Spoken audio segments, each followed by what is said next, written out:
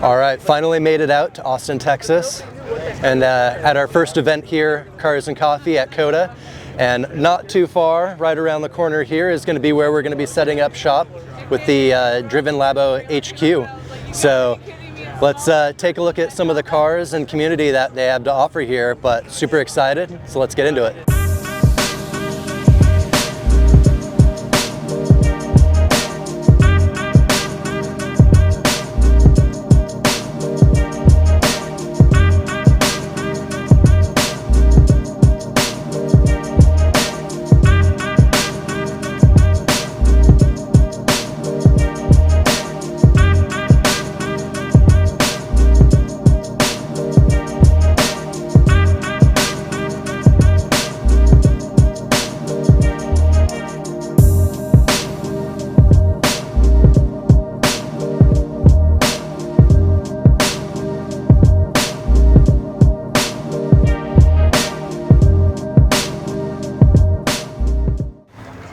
I used to have a Stealth, and I always wanted the 3000 GT. I love these things.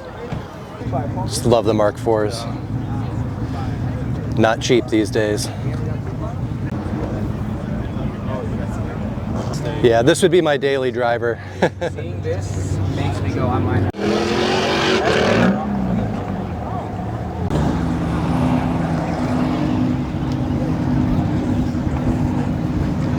Yeah, I like it. Yeah, it's me. Nice, yeah, you almost never see these things in good shape anymore. No, I got really lucky. Is this the supercharged one? No, actually, it was the base model, and then about 4 years ago, I got it in 2019. About 4 years ago, the engine lost compression on one cylinder. So I was just like thinking really hard, like, what do I want to rebuild the legendary 4AGE motor? Yeah. Which it was, I mean, and it's a really good example of the car. So I was really thinking about doing that, but it's just, it's heavy, it's old, you know, it's got all kinds of like vacuum lines and stuff. And this is a modern engine. It's lighter, it's got more power. I didn't even see what the motor is that's in it. Yeah, take a look. So the previous motor had like a big air box here and like lines all over the place. It like pretty much took up the entire bay. But yeah, so now this motor is from like a modern Corolla. Oh, okay. And like, one of the things that I really loved about this swap, or I still love about it, is that it's the same formula that Toyota used in 1985. It's a motor from one of their other models. It's from a Corolla, just like the original 4AGE. How does it compare performance-wise with the original? Well, this has about 40 more horsepower. Okay. And it's also about 100 pounds lighter. Oh. So the car is now like about 2150 pounds. Wow. Yeah, it's light. Yeah. I bet it's a lot of fun.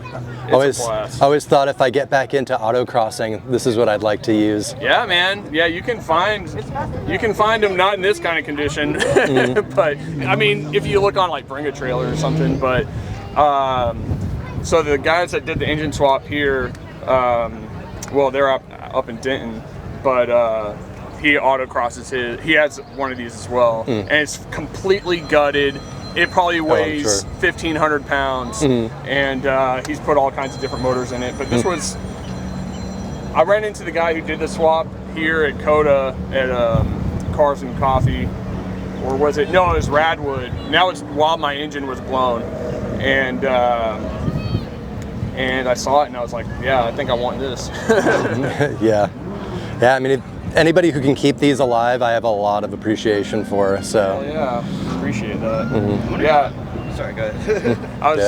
A lot of it comes down to the previous owner. He's a friend of mine. He had a few cars at the time, and he wanted to get the new Miata, and this was his oldest one, and he was like, you know, I'll sell it to you for a good deal, and he did. So. And it's all original paint and everything? Wow. Yeah. Like, just to show you what kind of guy this is, the previous owner. Oh, he's got all the maintenance notes and everything. Yeah, like, you know, wax, clean and wax. You know, like, he always kept it covered You know, always kept it garage or covered. Yeah. Well, thanks, man. What was your name? Noah. Rex. Nice to meet you. Rex. Yeah.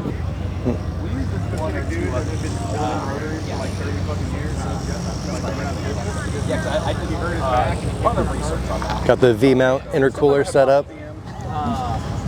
That's the way to go. Optimize airflow.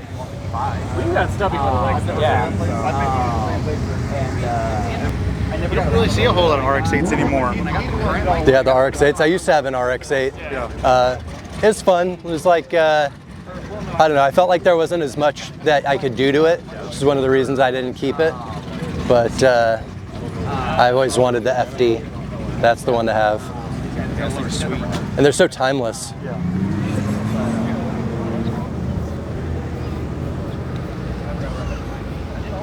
at the little tiny battery.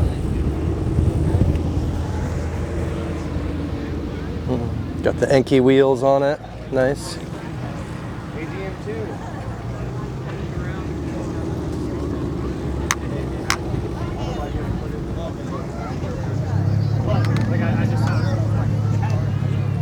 I will say the RX-8s handle really well though. I had a lot of fun in the canyons. What were the years on the RX-8s?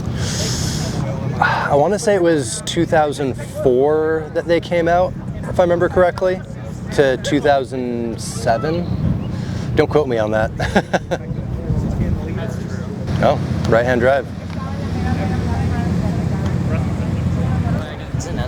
Mm-hmm. Yeah. Tons. So actually, I can pop the hood if you want to take a look.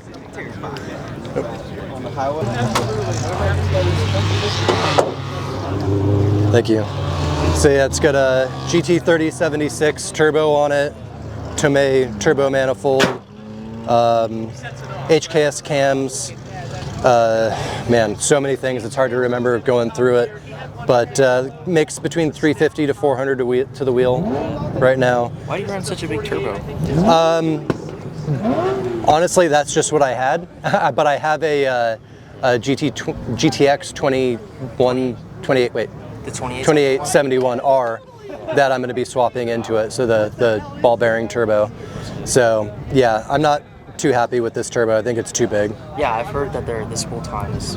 Yeah, although this was making like 550 to the wheels, which is, you know, good for that turbo, but I detuned it down to be around 400, and now it's just, you know, it's way too big of a turbo for being more streetable. No, that makes sense. Yeah, but the big thing that nobody can really see, there's only one hint that it has it. If you look at my shifter, there's a little like shift pattern plate on there. It's the Nismo 6-speed. So I swapped out the 5-speed that was in it to the Nismo close ratio 6-speed out of an S15. Oh, interesting. Yeah, definitely changed the dynamics of the car. You're still using the original like style injectors instead of like. Yeah, the top feed. The side feed is the one that people move to. But yeah, these are ISR 750cc. They do the job. It takes a baby in to get going. You got this year in? I do, yeah. What have you started with suspension stuff at all? Because everything I've been looking at online is a lot of just Megan stuff and like ISR, but I'm really not sure what brand I want to go with. Yeah, I mean, I've done TN on it, but the main reason is because oh shit. There we go. Not bad. Thanks, man. Main reason is because I really want to do the EDFC, so it changes the dampening on it. And I'm actually going to be building like if you notice here, it's got a digital dash that I built, and it's running a Raspberry Pi that talks to my my Megasquirt standalone. And so I'm actually going to upgrade the computer that's on it so I can run AI on it, and it'll be constantly analyzing and tuning the car as I'm driving. But I can also connect in the EDFC, and I'm sure there's a way to do it. I haven't figured it out yet. So that way I can actually have it, I can just be like, I can just talk to my computer and be like, hey, I'm gonna go for a canyon drive, adjust the suspension, and it'll like put it into more of a sport mode. That's awesome. Or maybe even do it where it's like it senses the driving conditions, and it can adjust the dampening all 4 corners on the fly. So I like weird little techie shit like that. I like the Valkyrie color too. I haven't seen that color in a while. Oh, what do you call it? Just the color one. Like I think the first time I painted mine, I painted it green because I wanted it to be super different. And after I finished it, I was like, this doesn't work. And I just went back to red. I was like, yeah, this is not gonna work. I had them match my wheels, at least pretty close. But yeah, there's a lot of little things done to this. I got it as an abandoned drift project. Yeah. Somebody just sort of like got halfway through it and maybe ran out of money. And so in the 4 or 5 years I've owned it, I've stripped out every single part of this car, completely rebuilt the motor, new transmission, new rear end, new suspension. So yeah, there's not a nut or bolt on this car that I have not turned. Are you gonna track it at all, or is it more just for street? Yeah, it's just for fun, and for showing. Like, my company's DRVN Labo, my hat. Oh, it's just your company? Yeah. So use it for promoting the brand. Yeah. Cool. Thanks, man. So we're kind of, as you can tell, like the tech side that I'm really into. We're at the crossover of blockchain and car culture.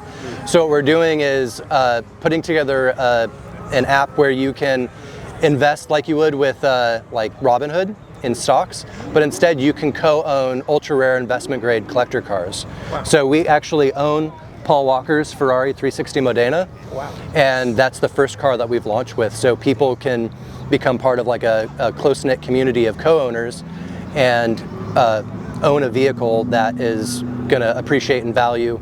The cars also generate revenue, so if you're like an active participant of the community that co-owns it, you get profit share as well from it.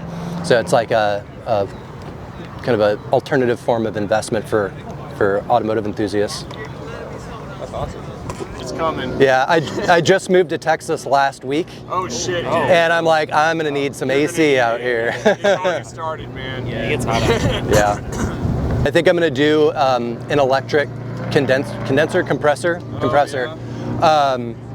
So that way I'm not, like taking away, getting that parasitic power loss. Yeah. Running a belt drive compressor. Yeah. I had it on my S13, on my S14 with the red top swap, and yeah. It was pretty straightforward. You got teens? Yep. Nice. Adjustable from the cockpit? No, you see these little servos up here, but I am actually going to be doing, it's the EDFC. Right, I'm going to do that, but I'm going to connect it to you can see I have a digital dash right here. Oh, okay. It's got a Raspberry Pi in it, and it talks to my ECU. So I'm going to set it all up so I can just run it all from there. It looks good, man. Thanks. Looks great. Oh, you still running a stock diff on yours?